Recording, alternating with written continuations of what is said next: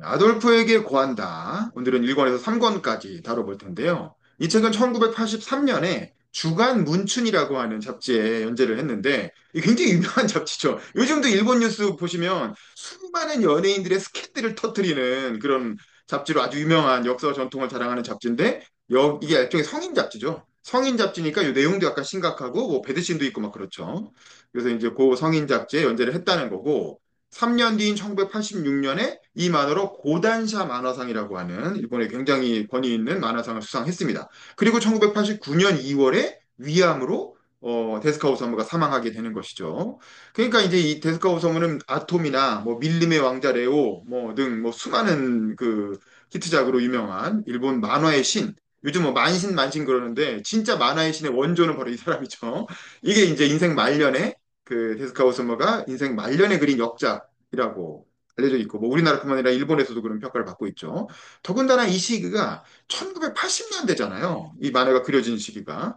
이때는 우리나라는 전두환, 미국은 레이건, 일본은 나카소네라고 하는 극우 보수 3인방이 집권하던 시기거든요. 그러니까 1980년대는 이른바 신냉전이라고 해서 굉장히 우울하던 그 우익의 시대였는데 이런 시기에 만화라고는 해도 히틀러와 함께 일본 군국주의 그리고 특별 고등경찰의 어떤 무자비한 고문 뭐 이런 만행들을 고발하는 내용이 담겨 있는 만화였기 때문에 이 우경화된 일본 사회에서 상당히 부담이 있는 소재였다라는 거죠.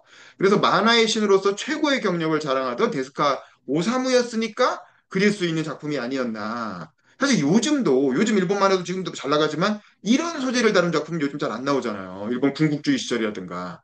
일본의 역사 만화는 보면 주로 전국시대하고 메이지 유신 시기를 많이 다루고 있어요. 왜냐면 이 시대가 가장 그 유명한 이 캐릭터들, 유명한 영웅들도 많이 나오고 또 일본이 어쨌든 통일로 나아가는 시기. 혹은 이제 그 서세 동점의 시기에서 어떤 난세를 서양의 침략을 이겨내고 정부를 수립하는 데까지의 시기. 요런 시기이기 때문에 뭐 바람의 검심도 그렇고 뭐 오다 노부나가를 다룬 많은 만화들도 그렇고 다 요 두 시기의 역사 만화가 집중하는 경향이 있어요. 그리고 그 이후 메이지 유신 이후 시기인 일제 시대에 대해서는 거의 금기시되는 경향이 있습니다. 생각해보면 일제시대를 다룬 만화 요즘 잘 없죠. 그나마 예외적인 게 최근에 영화가 개봉해서 인기를 끌었던 그 귀멸의 칼날인데, 귀멸의 칼날도 일본이 완전히 극우 군국주의로 나아가기 직전인 이른바 다이쇼 데모크라시라고 하는 다이쇼 시기를 다루고 있죠.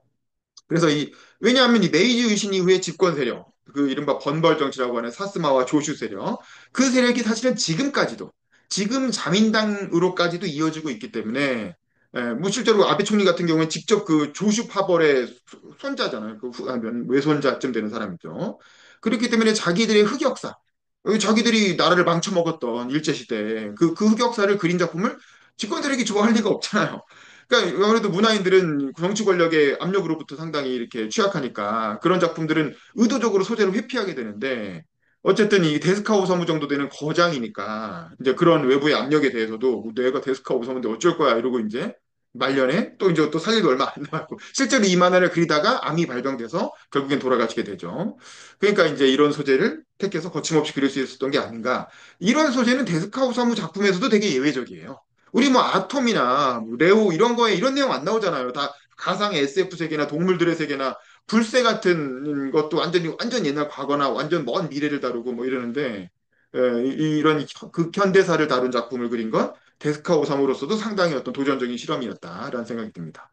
어쨌든 이 만화가 시작되는 시점은 한 묘지 위에 선 도계 쇼헤이라고 하는 주인공의 시점으로 시작이 되죠. 이 사람이 이 만화의 주인공이자 일종의 화자, 이 스토리를 전달하는 화자의 역할을 하는데 이 사람이 이미 그 세 명의 아돌프가 다 죽은 다음에 그 사람들의 무덤에서 1936년 과거를 회상하며 이때 자기도 20대였던 과거를 회상하며 만화가 시작이 됩니다. 그러면서 이 이야기는 아돌프라는 이름을 가진 세 남자에 관한 이야기다라고 얘기를 하는데 당연히 그 중에 한 명은 아돌프 히틀러 총통이고 또 한 명은 아돌프 카우프만 이 사람은 일본계 혼혈 독일인이죠. 그리고 히틀러 유겐트 히틀러 소년학교 출신이고 또 한 명은 아돌프 카밀 일본 고베에서 살고 있던 유대인이죠. 이렇게 세 명의 아돌프란 남자를 다루고 있습니다. 1936년이 언제입니까? 그 유명한 민헨 올림픽이 열린 해죠. 이 민헨 올림픽은 우리하고도 아주 깊은 관련이 있죠. 바로 손기정홍이 이 민헨 올림픽에서 마라톤으로 금메달을 탔던 그래서 일장기 말소 사건이 일어났던 그 해잖아요. 이때 이제 그 일장기 옷을 입고 금메달을 땄던. 근데 만화에서는 그냥 일본인이 나중에 금메달 땄어. 금메달하고 동메달 땄어. 이렇게 나오지만 깨알 같은 주석으로 이 만화 자세히 우리나라 번역본을 보시면 깨알 같은 주석으로 이때 금메달 딴 건 나 손기종 남승용이었다라고 이렇게 주석에 나옵니다. 어쨌든 이걸 보도하러 온 게 이제 도계 쇼헤이 통신사 기자, 우리나라 지금 연합통신, 연합뉴스 기자인 거예요. 이 사람이 이제 이거 열심히 스포츠 보도를 하고 있는데 이 도계 쇼헤이는 젊었을 때 W 대학이라고 나오지만 누가 봐도 와세다 대학이죠. 와세다 대학 육상부의 선수였던 어떤 스포츠맨 출신이고 젊었을 때 어떤 마라톤 유망주 뭐 여가지고 굉장히 인기도 있었다고 해요. 전국적으로도. 그랬는데 이제 나중엔 운동을 그만두고 기자가 된 상황입니다. 근데 이제 이 도계 쇼에게 전화가 걸려오는데 전화를 들어보니까 동생인 도계 이사오의 전화였죠. 근데 너무 시끄러워서 내용이 잘 안 들렸어. 그리고 막 취재하느라 바쁘니까 야야 그 취재하니까 나중에 전화해 나중에 만나 이랬더니 급하게 아 이거 되게 중요한 물건이 있으니까 이거 형한테 꼭 전달해야 된다. 이거 공개되면 히틀러는 몰락한다. 이런 얘기를 했던 거예요. 근데 너무 바빠서 그냥 흘려들었죠. 그리고 전화 끊고 취재 때문에 바빠서 결국 약속한 시간에 못 가고 좀 늦게 한 3, 4시간 후에 늦게 그 호텔에 찾아가죠. 그랬더니 이미 호텔에 가보니까 방은 되게 어수선하게 어질러져 있고 창문은 열려 있고 동생이 없어서 뭐지 하고 창문 밖을 봤더니 그 창문 밑에 있는 나무에 동생의 시신이 걸려 있는 거예요. 그 동생이 뭔가 살해당해서 창문 밖으로 던져졌고 그래서 그 시신이 나무에 걸려 있는 상태로 발견됩니다. 그러니까 이제 깜짝 놀라갖고 뛰어내려가서 시신 꺼내가지고 이렇게 보니까 이미 죽었고 급하게 이제 어떡하지 하고 도움을 막 호소하고 있는데 어디선가 독일 경찰이 나타나죠. 그래갖고 아 이거 시신 우리가 처리할 테니까 당신은 뭐 동부경찰서로 빨리 찾아와라. 그리고 시신 들고 가버립니다. 그러니까 이제 정신이 없으니까 그 경황 중에 그렇게 시신을 보내고 나중에 경찰서로 찾아갔죠. 또 찾아갔더니 그런 시신이 온 적이 없다는 거야. 그 동부 아니고 남부 경찰서 간 거 아니에요? 또 남부도 가봤더니 없다. 뭐 서부도 갔더니 없다. 북부도 그 독일 그 뮌헨에 있는 모든 경찰서를 다 다녔는데도 시신이 들어온 적이 없다는 거예요. 그래가지고 여기서부터 이제 미스테리에 빠지는 거죠. 이 만화의 초기 어떤 시작은 약간 추리물 같은 거예요. 일종의 스릴러, 추정물 같은 그런 느낌이죠.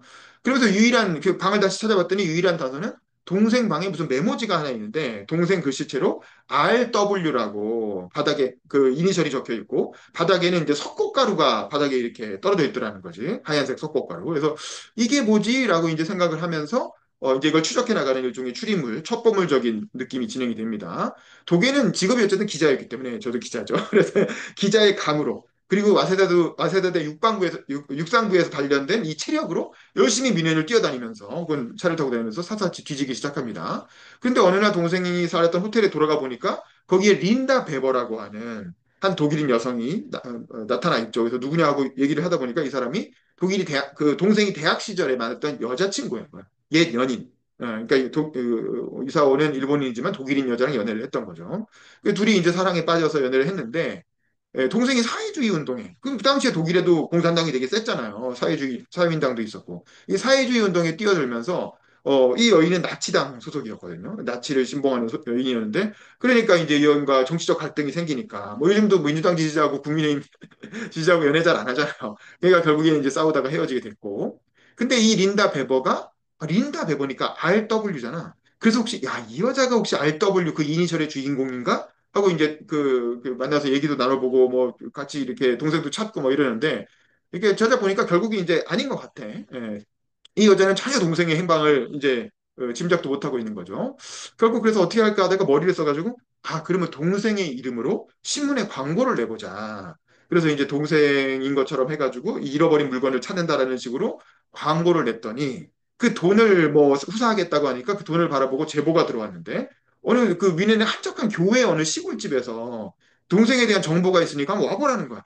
그래서 뭐지 하고 이제 찾아갑니다. 찾아갔더니 열심히 찾아가는데 막상 도착해 보니까 그 제보를 했던 그 시골집 문을 열고 들어보니까 일가족들이 다 죽어 있는 거죠. 몰살을 당한 거예요. 누군가 이제 와서 총으로 다 쏴서 죽여버렸고. 그래서 이상하다 싶어가지고 주변을 수색해 봤는데 저 근처에 웬 나무가 한 그루 있는데 나무 밑에 흙이 여기만 풀이 안 나고 이렇게 막 이렇게 새로 덮은 것처럼 이렇게 정리가 돼 있는 거지. 그래서 이거 뭔가 하고 수상해가지고 삽으로 막 그 나무를 파봤죠. 파봤더니 그 땅에 그 죽었던 동생 이사오의 시체가 딱 보이는 거예요. 그래서 아 여기다 시체를 묻었구나. 그러니까 그 가족들은 어딘가 외부인들이 와가지고 그 나무 밑에 시체를 묻는 거를 보고 누가 뭔가 이상한 사람이 매장됐다고 생각하고 있었는데 신문 광고를 보고 아, 요거 제보하면 돈 받겠구나라고 생각해서 제보를 했던 거죠. 근데 이제 그게 전화가 도청이 돼서 결국 그 가족들의 몰살을 당하게 된 겁니다. 그래서 이거 어떻게 해요? 그랬고 시체를 끄달려고 막 이렇게 하는 와중에 이제 그 이사오를 죽인 범인들이 나타나죠. 누굽니까? 바로 독일의 게슈타포. 그 당시에 악명 높았던 유대인을 사냥하고 반체제 인사들을 사냥했던 독일의 비밀 경찰. 이게 총통의 친위대 뭐 비슷한 거죠. 이 게슈타포가 나타나가지고 이사오를 때립니다. 그래서 공격을 받고 막 열심히 육상부 실력을 발휘해서 열심히 도망가는데 도망가다가도 어쨌든 끝까지 쫓아온 게슈타포에 의해서 뒤통수를 가격당하고 기절한 채로 납치가 되죠. 그 사실 여기서 이제 그 비밀이 조금씩 드러나는데 이 동생이 입수했던 문서는 사실 히틀러의 외할아버지가 유대인이었다라고 하는 걸 증명하는 출생 신고서였던 거예요. 그 아버지가 누구고 외할아버지가 누구 그 문서가 나오니까 그리고 그 아버지는 그 이렇게 유대인 그 가문에 이렇게 그리고 요즘은 그런 표현을 잘 안 쓰지만 이렇게 그 바스타드 약간 이제 유대인 가문의 남자가 겁탈을 해갖고 낳은 아이였던 거죠. 어쨌든 이를 입증하는 그 출생신고서와 그걸 서술한 편지였던. 그 히틀러의 할머니가 자기의 어떤 자기를 겁탈한 남자한테 어쨌든 네 씨앗이 나왔으니까 네가 한번 좀 챙겨야 되는 거 아니냐라고 약간 항의성 편지를 쓴 이제 그런 내용의 서류였던 거야. 그러니까 이건 나치가 아주 전성기였던 시대에 이런 서류가 나왔으니까 이건 굉장히 중요한 심각한 문제인 거죠. 이게 세상에 알려질 경우에 당시 세계적으로 아주 잘 나가고 있던 그 히틀러는 지금으로 치면 트럼프 같은 그런 세계적인 명사였던 거잖아요. 그러니까 이제 이게 만약에 알려지면 히틀러가 반유대 정책을 피고 있기 때문에 아주 치명상을 입게 되는 거죠.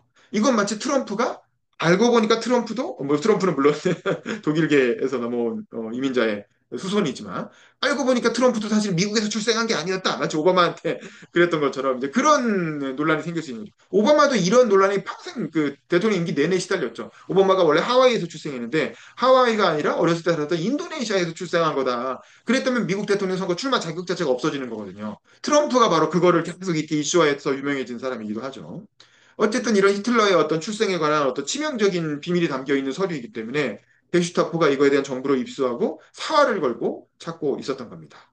그리고 이제 게슈타포에 의해서 엄청난 고문을 당하게 되죠. 독일 교회가. 근데 이 사람은 이제 워낙 육상부 출신이고 체력이 타고난 그 사람이라 그 고문을 막 당하면서도 버텨냅니다. 그러면서 이제 자칫하면 그래갖고 뭐 정기 고문도 하고 여러 가지 고문을 하다가 이렇게 하다가 얘 좀 있으면 죽는다. 이렇게 해서 죽어버리면 정보 영원히 알 수 없지 않느냐라고 해가지고 일단은 풀어줍니다. 풀어주고 나서 이 사람이 정신을 잃은 채로 어디서 깨어나냐 하면 그 아까 나왔던 그 린다 베버라고 하는 동생의 전 여친. 동생의 그 전 여친이었던 린다 베버의 간호를 받으면서 눈이 딱 뜨는 거예요. 그래서 뭐지? 하고 이렇게 다시 얘기하다 보니까 어디서 이렇게 당신이 쓰러져 있는 걸 내가 겨우겨우 구해갖고 와서 간호를 했다. 뭐 이런 식으로 얘기를 해요. 그래서 뭐 그런가 보다 하고 이제 그녀의 소개를 받고 그럼 히틀러라는 사람을 직접 어떤 사람인지 한번 당신이 보는 게 어떻겠느냐라고 해서 그 당시에 아주 유명했던 뉘른베르크에서 열린 나치당의 전당대회. 그야말로 나치당이 가장 잘 나가던 시절에 집권하고 난 이후에 열린 전당대회에 직접 구경을 가게 되죠. 그리고 여기서 히틀러가 연설하는 걸 직접 듣게 됩니다. 이 연설 내용이 아까 권윤주 씨가 얘기한 나의 투쟁에 나온 문구를 연설에 활용해가지고 데스카우 선거가 소개를 하고 있죠. 그리고 거기서 보기에는 자기 보기 이 사람 되게 위험한 사람이다 뭐 이런 생각을 했는데 전혀 넘어가지 않는 거죠. 어쨌든 거기서 만난 그 린다 베버의 지인의 집에서. 근데 여기서 린다 베버가 사실은 본명이 아니라는 게 드러나죠. 그 어떤 다른 여자 당원이 와가지고, 너 누구잖아? 라면서 다른 이름을 대요. 그래서, 그러면서 이제 사실은 이름을 숨겼다는 게 드러나고. 근데 그 사실은 이제 그 동생과 당신이 어떤 사람인지 몰라서 내가 겁나갖고 그냥 가명을 얘기했다라고 얘기하고 넘어가긴 하는데 좀 이상하죠. 그리고 나서 그 친구가 집에 초대를 하죠. 그냥 우리 집에 가서 커피 한잔 하고 가자. 오랜만에 만났는데 수다나 좀 떨자. 그래가지고 할 수 없이 그 집에 그 린다 베버의 지인의 집까지 도계가 따라가게 되는데 여기서 그 지인이 그 노래를 아주 크게 틀어주면서 이제 이렇게 음반 자랑을 하는데 그 음반이 바로 리하르트 바그너의 음반이었던 거죠. 근데 이 리하르트 바그너라는 이름을 딱 듣는 순간 이 리하르트 바그너가 RW잖아요. 이니셜이. 그래서 그게 딱 생각이 났고 노래를 한참 듣다 보니까 그 바그너가 석고 흉상으로도 당시 미술계에서 많이 이렇게 베껴 그리는 인물이었다는 거지. 얼굴이 유명하니까. 그래서 그 석고 흉상을 동생이 갖고 있었던 게 딱 기억이 난 거예요. 그래서 그래 그 동생 집에 그거 있었는데 그날 생각해 보니까 그날 집안이 어질러져 있었을 때 그 흉상이 없어졌더라는 거지. 그리고 바닥엔 석고 가루가 남아 있었고 그걸 보면서 그 석고 흉상에 뭐가 있었구나. 라고 하는 걸 도계가 알게 되는 거죠. 사실 동생은 그 서류를 그 흉상의 받침대 받침대 밑에 공간을 만들어가고 거기에 숨겨놨던 거예요. 그리고 그걸 찾으려고 게슈타포가 들이닥쳤던 거지. 그래서 이제 갔을 때 그 흉상은 이미 사라진 뒤였던 거죠. 근데 알고 보니까 흉상을 게시타포가 갖고 가긴 했는데 그걸 부쉈는데도 그 안에서 아무것도 안 나온 거죠. 그래서 이게 뭔가 그것 좀 이따 설명할게요. 이제 그렇게 됐던 거고. 그리고 우연히 린다를 감시, 그래서 이제 린다가 어쨌든 본명을 숨겼으니까 좀 이상하다 생각해가지고 린다를 감시하고 있었는데 사실은 린다가 자기를 고문했던 바로 그 게슈타포 대장, 이름이 아세텔린 램프라고 합니다. 아세텔린으로 받은 램프. 근데 이 램프 그 대장이 얼굴이 보면 그 아톰 만화에도 나온 인물이고 그 데스카우 사무의 다른 만화에 전형적인 악역으로 자주 등장하는 그런 그 전형적인 캐릭터예요. 근데 어쨌든 이 사람 뭔가 이렇게 음흉한 악역으로 나오는 사람이죠. 이 사람이 사실은 그 린다 베버의 아빠였던 거예요. 그러니까 진짜 아빠였고 사실은 이 딸을 이용해서 딸이 그 사귄 걸 알고 그 이사오를 사귀었던 걸 알고 그 딸이 사실은 밀고를 해서 그 딸이 그 동생을 밀고 해서 결국엔 동생이 잡혀가서 죽게 됐다라는 걸 도계가 그 엿듣고 알게 되죠. 그러면서 이제 엄청난 분노와 배신감에 치를 떨게 되는 거죠. 딸 입장에서는 그 전 남친을 되찾으려고, 전 남친이 이제 사회주의에 빠졌으니까, 그리고 아빠가 게시타포니까 아빠한테 얘기해가지고 뭔가 전 남친을 좀 잡아들여서 위험한 행동을 못하게 하려고 그렇게 얘기한 거였는데, 사실은 아빠는 필요 없고 그냥 무조건 잡아 죽이려고 한 거죠. 그래서 이제 잡아가가지고 고문을 하다가, 잡아가지고 이제 체포하는 과정에서 어쨌든 동생을 죽여버린 거고, 그리고 이제 석고상을 강탈하려고 했던 겁니다. 이제 그 사실을 알게 된 도계가 너무 화가 나가지고 그날 밤에 이제 린다를 강하게 압박을 하다가 결국엔 린다를 범하게 되죠. 일종의 겁탈을 하면서 관계를 가지게 됩니다. 그리고 여기서 충격의 청사신, 배드신이 나오죠. 그리고 돌개는 마지막에 도계는 알고 봤더니 처녀였구만 뭐 이런 소리를 하면서 동생이랑은 아직이었나? 이러고 이제 나가버려요. 그러니까 이건 사실 엄청난 이건 이거대로 엄청난 범죄잖아요. 근데 이 80년대 상황이라 그런 거에 대한 인식이 그렇게 투철하지 않았던 것 같아요. 그래서 그리고 나니까 이 린다 베버는 애인을 죽게 만들었다는 그 죄책감 그리고 또 애인의 형한테 강간을 당했다는 그 충격 이런 게 이제 몰아닥쳐고 결국에는 독일가 떠나고 나서 호텔 그 발코니에서 뛰어내려가고 그리고 자살을 하게 됩니다. 이렇게 해서 도계의 이야기 일부가 끝나게 되죠. 근데 아무리 동생이 원수라지만 강간을 한 건 사실이잖아요. 그래서 도계는 사실 굉장히 나쁜 놈인데 당시에는 이런 묘사에 대해서 그렇게 큰 문제가 없었나 봐요. 어쨌든 그런 일이 있었고 어쨌든 이야기는 다시 일본으로 넘어갑니다. 일본으로 넘어가서 주 일본 독일 대사관의 직원이었던 카우프만이라고 하는 사람이 나오고 그 사람의 아들이 아돌프 카우프만인 거죠. 근데 이 사람이 흰둥이라는 이유로 일본인 학생들에게 놀림을 받는 처지인데 하지만 이를 물리쳐주는 유대인 친구인 아돌프 카밀과 아주 친하게 지냈죠. 근데 아버지는 카밀이 유대인이라는 걸 알기 때문에 같이 놀지 마라. 아버지는 나치였거든요. 그러니까 이제 카우프만을 되게 괴로워하고 있었고. 근데 어느 날 카우프만 집으로 일본인 형사가 찾아와요. 그러면서 고베 지역에서 그 키누코라고 하는 게이샤가 살해당한 사건이 있는데 그걸 수사 중이다. 근데 이 카우프만 씨도 게이샤와 뭔가 관계가 있었던 거 아니냐라고 추궁을 합니다. 그랬더니 카우프만이 무슨 소리냐? 딱 잡아떼면서 내가 일 때문에 그 여관에 몇 번 가긴 했지만 그 뭐 전혀 그런 개인적인 침해는 없다라고 하는데 사실은 이제 편지에 뭐 서로 뭐 연정을 주고받은 내용이 막 나왔다는 거죠. 사실 카우프만은 도계 이사오가 고향으로 보낸 그 문서의 행방을 찾고 있었고 그 리하르트 바그너의 흉상 5개 중에 그 중에 하나가 이 게이샤에게 있다라는 걸 알아낸 거예요. 그래서 그 흉상을 찾으려고 게이샤 집을 드나들다가 결국엔 불륜 관계로까지 발전했던 거고 하지만 게이샤는 끝까지 물건을 주려고 하지 않았고 그래서 홧김에 막 싸우다가 그녀의 목을 졸라서 우발적으로 살해를 하게 됐던 것입니다. 어쨌든 그렇게 어렵게 해서 흉상을 확보했지만 그거 깨뜨려 보니까 내용엔 아무것도 없었다는 거죠. 결국 이제 본국에 압박해 뭐 계속 시달리던 카우프만이 이거 안 되겠다 도저히 안 되겠다 뭐라도 해야 되겠다 그래갖고 그 고베시에는 그 고베는 그 다국적 도시라 거기에 유대인들이 많이 살고 있었거든요. 그래서 그 고베시에 살고 있는 유대인 누군가는 갖고 있지 않겠느냐라고 해서 유대인들을 하나하나 찾아내가지고 막 고문을 납치해서 고문해가지고 어떻게든 정보를 알아내려고 하는데 그 과정에서 너무 무리를 해가지고 그 고문당하던 유대인이 탈출하다가 추적하는 과정에서 뭐 결국 총도 쏘고 막 이러다가 결국 자기도 총도 좀 맞고 그다음에 비도 막 이렇게 쏟아지고 이러는 과정에서 독감에 걸려갖고 결국 무리를 해서 아버지가 그 병으로 돌아가시게 되죠. 근데 이제 이렇게 해서 아돌프 카우프만의 얘기가 일단락이 되고 그럼 아돌프 카밀은 어떻게 됐냐? 그 유대인 소년이다. 그래서 아돌프 카우프만은 독일의 히틀러 유년학교, 히틀러 유겐트로 아버지의 유언에 따라서 입학 수속을 시키니까 아돌프는 친구인 카밀과 헤어지기 싫고 유대인을 혐오하는 나치스를 싫어했어요. 왜냐면 친구가 유대인이었으니까.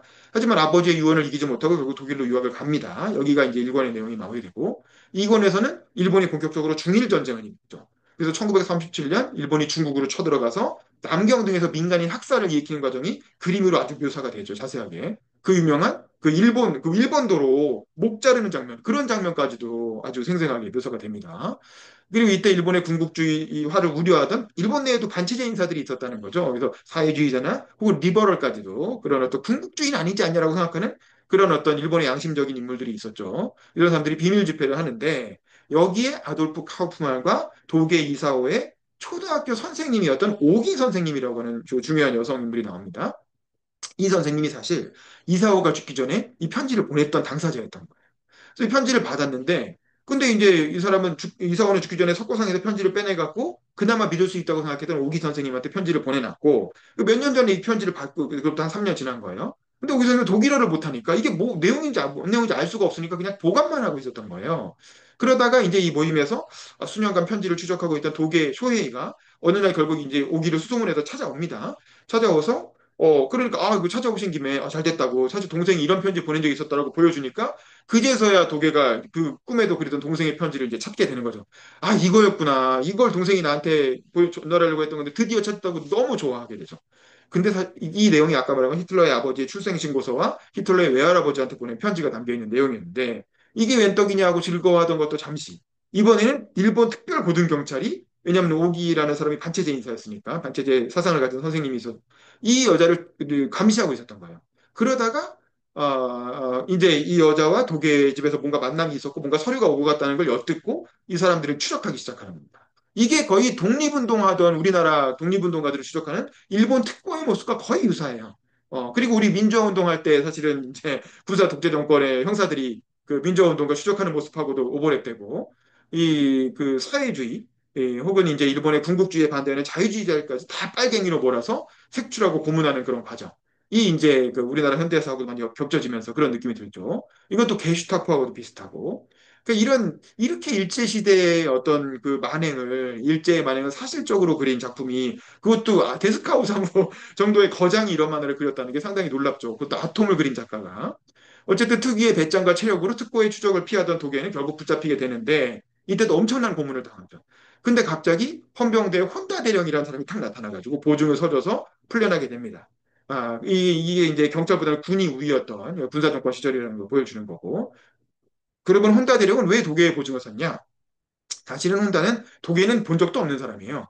근데 카우프만, 그 죽은 카우프만의 전 부인을 내심 사모하고 있는 이제 그런 장군이었는데 이 전 부인이 독일과 우연히 만나갖고 독일은 혹시 무슨 정보를 얻을 수 있을까 하고 이제 우연히 만나서 커피 한 잔 마시다가 이게 도계가 약간 마성의 남자인 게 만나는 모든 여자 캐릭터가 다 도계를 사랑하게 돼요. 그래서 이제 이 여자 한 번 만나는데도 이 도계를 너무 사랑하게 돼가지고 마음에 들어서 그래서 이제 이 도계에 대한 구명을 자기를 좋아하는 혼다 대령한테 부탁했던 거고 그래서 혼다 대령이 도계를 풀어주게 되는 겁니다.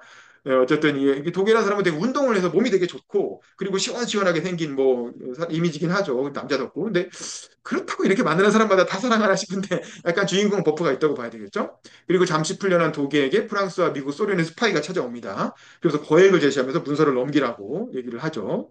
하지만 자기도 언론인이었던 도계는 이건 내가 언젠가 외신에 제보를 하든가 해서 크게 터트려야 되는데 이제 이걸 외국 정보기관한테 돈 받고 팔 수는 없지 이러고 이제 언론인의 양심으로 이걸 거절을 하는데 사실 지금 생각해보면 되게 어리석은 일이죠. 왜냐하면 그 당시에 군국주의 시절 일본에서 이거를 일본 언론이 터트릴 수도 없는 거고 결국에는 미국 정보기관이나 소련 정보기관에 팔았으면 오히려 거기서 안전하게 이슈화해가지고 히틀러 정권에 큰 타격을 줬을 텐데 그리고 본인도 돈 벌고 그러면 이 말은 그냥 끝나는 거죠. 근데 이제 그렇게 할 수가 없으니까 그냥 안 파는 걸로 나오고 이걸 거절하던 독일은 이 문서를 자신이 그 막노동하던 시절이네. 막노동하던 그 쓰레기 처리장에 그 안내판, 나무로 된 안내판 사이에 꽂아놔가지고 사람들이 다 쓰레기를 뒤지려고 하지 그 안내판을 뒤질 생각은 안 하잖아요. 그러니까 이제 어떤 발상의 어떤 전환을 통해서 이렇게 몰래 숨겨놓습니다. 그래서 결국 몇 년에 걸쳐서 특고가 이걸 추적했는데도 결국 발견을 못 하는데 결국엔 이걸 찾아온 특고랑 나중에 그 쓰레기 더미 위에서 몸싸움까지 하다가 나중에 특고가 야, 너 여기 어딘가 숨겨놓은 거 내가 알아.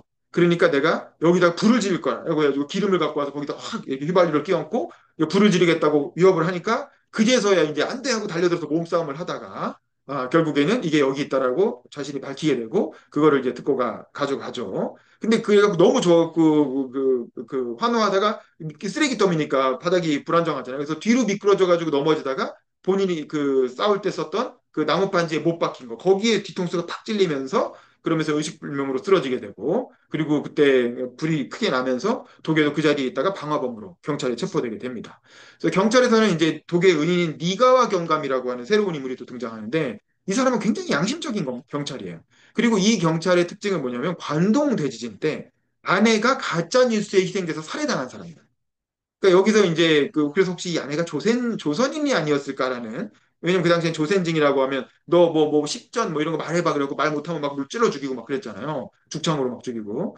그래서 어쨌든 이런 무엇보다도 가짜 뉴스를 혐오하고 진실을 찾고자 하는 인물인 거죠. 이것도 사실은 그 관동대지진 때 조선인이 우물에 독을 풀었다라고 하는 그 가짜 뉴스 때문에 수많은 조선인들이 수천 명이 뭐 학살되는 일이 있었는데 그걸 약간 언급하는 것 같아요. 그래서 그 죽은 아내에 대한 어떤 미안함 때문에 누구보다 가짜뉴스를 혐오하고 진실을 찾으려고 하는 캐릭터죠. 이 니가와 경감이 이런 특고랑은 다른 되게 양심적인 경찰로 나옵니다. 이 사람이 아주 성실하게 인간적으로 그 도계를 대해주면서 도계의 억울한 혐의를 벗겨주죠. 여러 가지 증언들을 취재해가지고 수사해가지고 사실은 이때 불을 지른 건 그 특고였고 도계가 불을 지른 게 아니다라는 걸 거기 있던 노숙자가 그 현장을 본 걸로 이렇게 증언을 찾아내서 도계 혐의를 벗겨주고 무죄로 풀어줍니다. 그러니까 도계도 너무 자기를 이렇게 도와준 사람 처음이니까 너무 감동해가지고 그간 사실 어떤 일이 있었다고 인간적으로 다 이렇게 털어놓게 됐죠.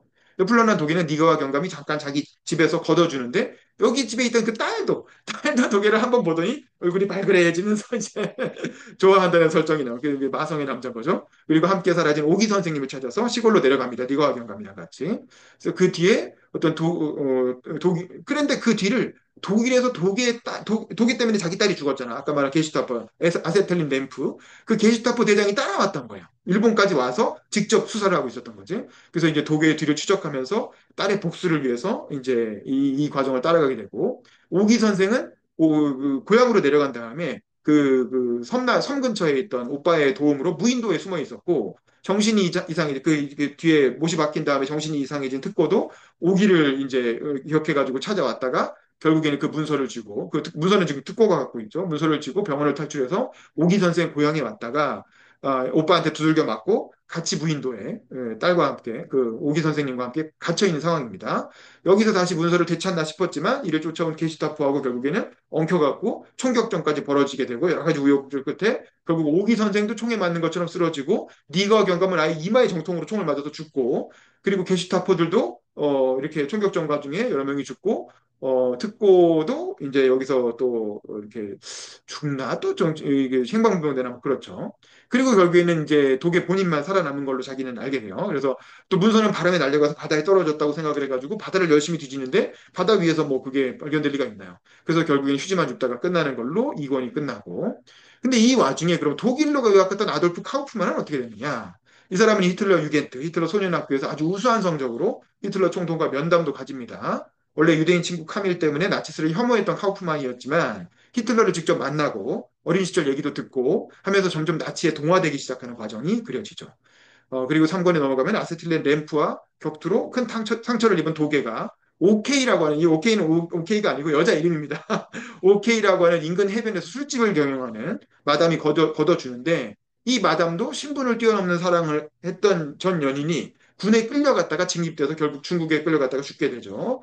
그러면서 전 연인이 죽었다는 소식은 들었지만 혹시라도 돌아오지 않을까라고 해서 그거에 대한 미련을 버리지 못하고 해변가에 술집을 차려서 운영을 하는 이제 그런 여인이죠. 근데 역시 이 여인도 하룻밤 그 또 상처받은 도계가 술집으로 기어들어와 갖고 이렇게 피를 흘리고 있으니까 이게 불쌍해 갖고 걷어주는 과정에서 또 마성의 남자 도계한테 이끌려 갖고 사랑을 또 하게 되는데 어쨌든 이 편지를 바다에 버렸다고 생각해 가지고 도계는 완전히 이제 편지를 잃어버렸고 동생의 어떤 부탁을 들어줄 수 있는 희망이 사라졌다고 생각하니까 인생의 목적을 잃어버린 거죠. 그러니까 나 이제 죽어도 괜찮아 나 이제 뭐 의미 없어 이러면서 완전히 절망하고 있는 상황이었는데 어느 날 또 경찰들이 독일을 찾아옵니다. 그래갖고 뭐 숨고 도망가고 뭐 하다가 우여곡절 끝에 잡혀서 다시 알아보니까 사실은 이 경찰은 독일을 잡으려고 찾아온 게 아니라 참고인으로 찾아온 거였고 그 총을 맞아서 죽은 줄 알았던 오기 선생이 사실은 죽은 게 아니라 귀만 살짝 스쳐가지고 넘어졌던 거였고, 그래서 죽지 않고 살았던 거예요. 그리고 잃어버렸던 편지도 오기 선생이 나오는 김에 바닷가 바위 위에 떨어져 있던 거를 우연히 발견해갖고 그 오기 선생이 챙겨갖고 갖고 있었던 거죠. 그러니까 결국 도계는 다시 삶의 희망을 얻게 됩니다. 아, 이거 죽은 게 아니었구나. 그리고 오기도 살아있고 편지도 발견했으니까 다시 이제 이걸 다시 세상에 터뜨려서 이슈화해야 되겠다는 생각을 하게 되죠. 다만 이제 일본은 이때 이미 독일과 동맹을 맺고 다시 군국주의 2차 대전, 태평양 전쟁으로 달려가고 있는 상황이었고 이런 상황에서 일본 언론이 이거를 공개해 줄 수가 없는 거지. 이걸 언론도 이걸 공개하려고 하면 검열을 당하니까요. 결국 어떻게 해야 될까 고민을 하다가 우리는 이미 다 경찰의 추적을 받고 있으니 우리가 갖고 있으면 어떻게든 들켜갖고 뺏길 수밖에 없다. 차라리 우리가 믿을 수 있는 제3자한테 넘기자. 라고 하고 그, 어, 그 오기 선생이 믿는 제자였던 아돌프 카밀, 여기서 또 카밀이 나오죠.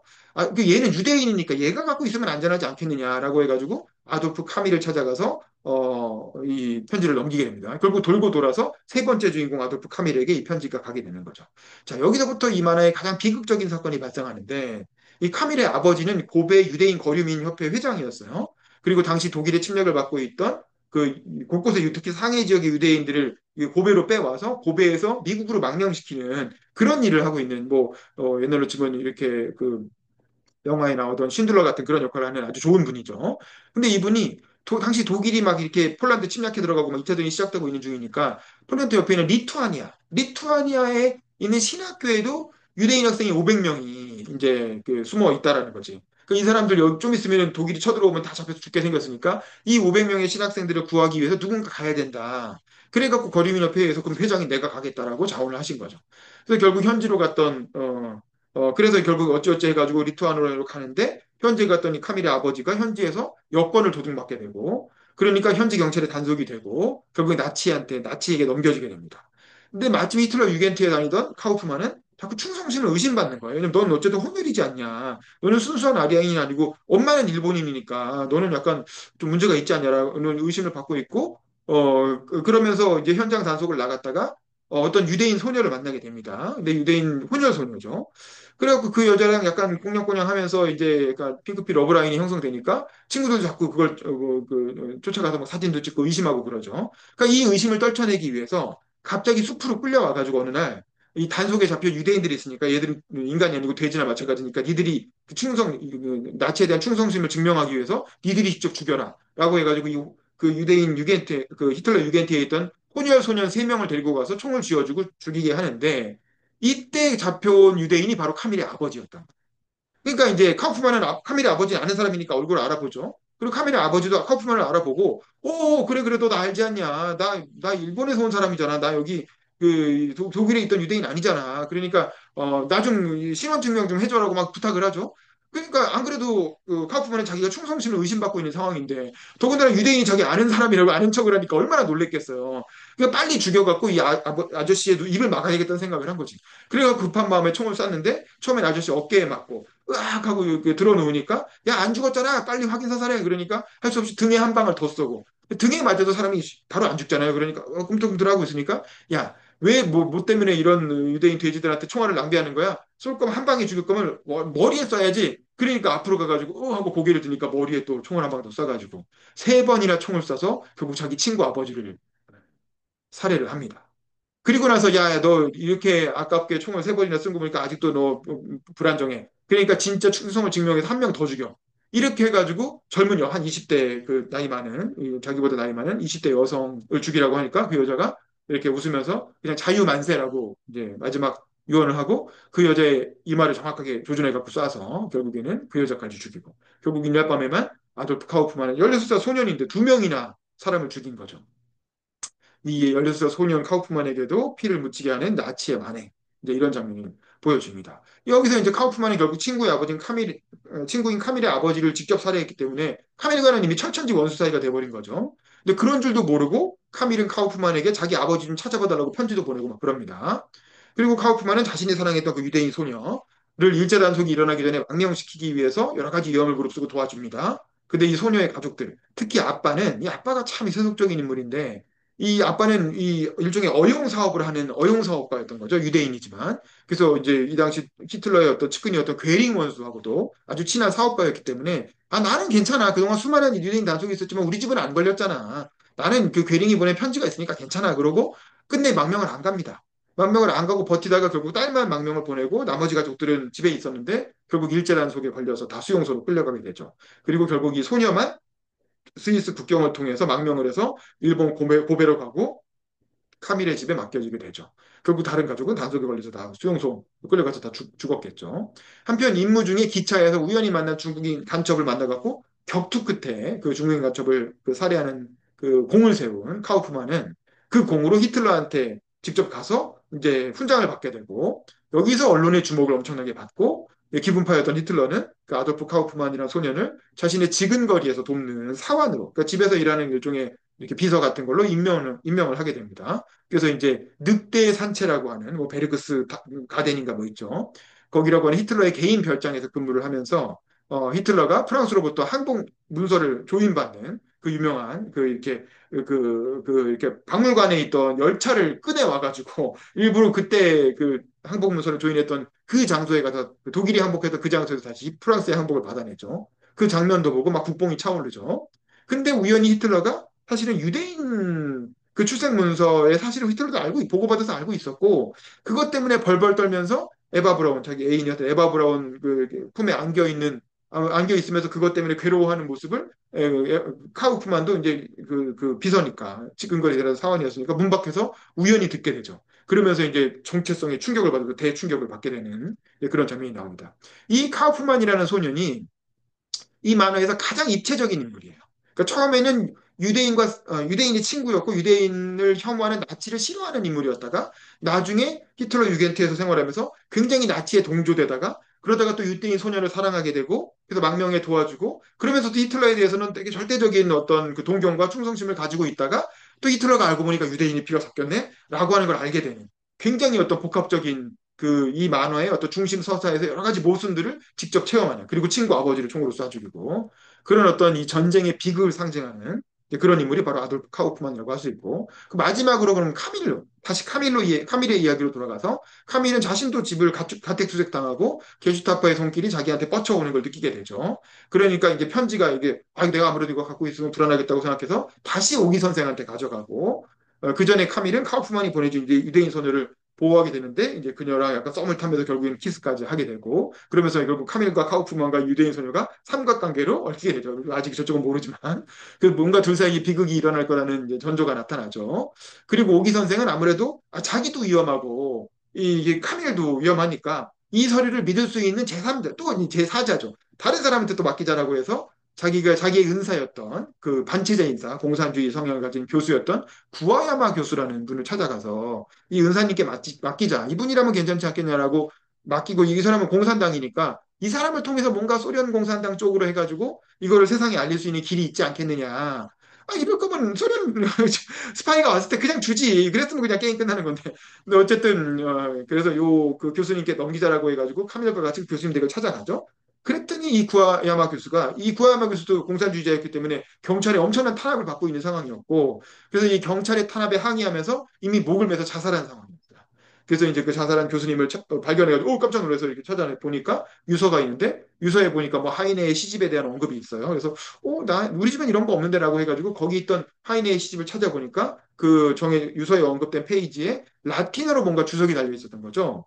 그래서 라틴어는 이제 이 사람은 공부를 했으니까 그 라틴어를 번역을 해보니까 여기에 이제 그 편지에 대한 우려가 나오면서 이 편지는 그 아리마 온천에 있는 혼다 사치라고 하는 게이샤 이 게이샤가 그때 일본에 나왔던 죽은 그 기누코죠. 그 혼다사치의 조카인 란제이에게 넘겨라라고 하는 이제 그 유서가 담겨 있었던 비밀 유서죠. 그러니까 이걸 보고 누구지 하고 아리마 온천에 찾아가 보니까 처음엔 다 모른다고 하지만 그 아리마 온천에서 죽은 몇 년 전에 죽은 기누코가 바로 이 혼다사치였고 이게 카우프만의 아빠한테 살아다녔던 그 여자죠. 그리고 그 조카인 란제이가 누군지는 아직 밝혀지지 않은 상태로 란제이가 누구지? 그럼 란제이를 찾아야 되겠네? 라고 그 카밀과 오기 선생이 여행을 하는 걸로 이 3권이 끝납니다. 3권까지의 내용이 이렇고 그래서 이제 총평을 한번 해보자면 이 만화의 신이라고 불렸던 데스카 오사무가 말년에 2차 세계대전의 비극을 다음 세대에게 전달하기 위해서 쓴 만화다라고 이제 뒤에 보면 후주에 나오죠. 실제로 만화를 그리던 중에 위암이 발병해서 결국에는 만화를 완결한 뒤에 자기도 죽게 됩니다. 어쨌든 최근에 이시바 시게루 총리, 지금 아직 일본 총리죠. 이분이 일본은 왜 2차 대전을 피하지 못했는가라고 하는 전후 80주년 담화를 발표했어요. 그 일종의 연설문을 이렇게 쭉그 논문처럼 써가지고 발표를 한 건데, 그도 일본 정치인이 그동안 금기로 생각했던 일제시대의 군에 대한 문민 통제가 실패한 이유. 그거를 굉장히 사실적으로 분석을 해서 이제 글로 남겨서 발표를 해가고 요즘 세계적으로 되게 큰 화제가 되고 있어요, 이 글이. 우리나라에서도 얼마 전에 김동기 선배님이 직접 번역해가지고 전문을 이제 여기저기 공유를 했고 기사화도 되고 그랬죠. 아마 이 총리까지 지내는 원로 정치인으로서 이 사람은 그래도 과거사에 대해서 그동안 반성을 해야 된다는 약간 일종의 친한파 정치인이잖아요. 그동안은 보수 우익의 눈치를 보느라고 하지 못했던 이야기를 이제 총리까지 마쳤으니까 이제 나도 뭐 할 거 다 했고 일본 정치에서 출세할 만큼 했으니까 이제는 내 얘기를 해야 되겠다라고 생각하고 요 그 글을 쓴 걸로 보여요. 현재 일본의 집권 세력인 그 이 만화에 일본에 나온 집권 세력인 자민당이 바로 이 만화에 나오는 군국주의 세력의 후신이기 때문에 그래서 이 자민당에 속한 총리였던 그 이시바가 이런 선대의 흑역사를 들춘 내용을 전후 80주년 담화로서 현직 총리로서 발표했다는 것은 굉장히 대단한 용기를 가진 행동이었다고 볼 수도 있죠. 이를테면 아베 총리만 해도 이 메이지 유신 파벌의 직접적인 후손이라 이제 그런 걸 못하는 거죠. 근데 이번에 새로 총리가 된 다카이치라고 하는 여자 총리도 바로 아베의 후계자를 자처하는 사람이니까 더 극우 총리로 바뀔 거 아니에요, 조만간. 그러니까 이렇게 해서 바뀌고 나면 더 이상 그런 얘기를 할 수 없을 테니까 자기가 떠나기 전에 이렇게 과거를 반성하는 내용을 내가 직접 얘기해야 되겠다라고 생각한 것 같고, 이전 총리들은 그냥, 아이고, 일본, 아이고, 중국하고 한국한테 미안해요라고 사과만 했는데, 이시바는 약간 그런 식의 사과를 반복하는 건 별로 의미가 없으니까, 그거보다 왜 우리는 2차 대전을 피하지 못했는가? 왜 우리는 그때 군에 대한 그 군국주의를 치달아가는 군부에 대한 통제에 실패했는가라는 걸 민간 정치인의 입장에서 분석하는 글을 씀으로써 좀 다른 형태의 사과를 했다라고 볼 수 있고, 그리고 또 자기가 떠나기 전에 임기를 마치기 전에 현직 총리로서 발표해야 더 의미 있다고 생각해서 현직 총리로서 발표를 하신 것 같아요. 그래서 참 보면 되게 훌륭한, 알고 보니까 이 사람 되게 훌륭한 사람이었어. 그래서 이는 마치 데스카 오사무가 죽음을 앞둔 시점에서 아돌프에게 고한다라고 하는 이런 역작을 쓴 것과 마치 비슷한 심정이 아니었을까 싶고, 이렇게 이해관계를 떠나서 아마 이 발표 때문에 이시바 시게루는 다시 총리하기 어려울 거예요. 일본 자민당 내에서 뭔가 이렇게 더 이상 정치를 계속 하기가 어려울 수도 있는데, 어쨌든 그런 이해관계를 떠나서 용기 있게 과거를 고백하고 반성하는 어른들이 있기 때문에 역시 그래도 일본은 선진국이다. 저는 그런 생각이 들었고, 우리도 진보와 보수 양쪽에서 진보도 그럴 수 있고 보수도 그럴 수 있죠. 스스로의 어떤 과거의 잘못된 점을 반성할 수 있는 그런 원로 어른들이 좀 많이 나왔으면 좋겠다. 이런 생각으로 총평을 마치겠습니다. 어쨌든 그래서 다음 달에는 이 책의 마지막 부분인 4권과 5권 이 이야기를 통해서 이 이야기가 어떻게 끝을 맺을지, 저도 옛날에 읽긴 했는데 이 내용이 다 까먹어가지고 생각이 안 납니다. 그래서 그걸 같이 살펴보면서 다음 시간에 또 뵙도록 하겠습니다. 감사합니다.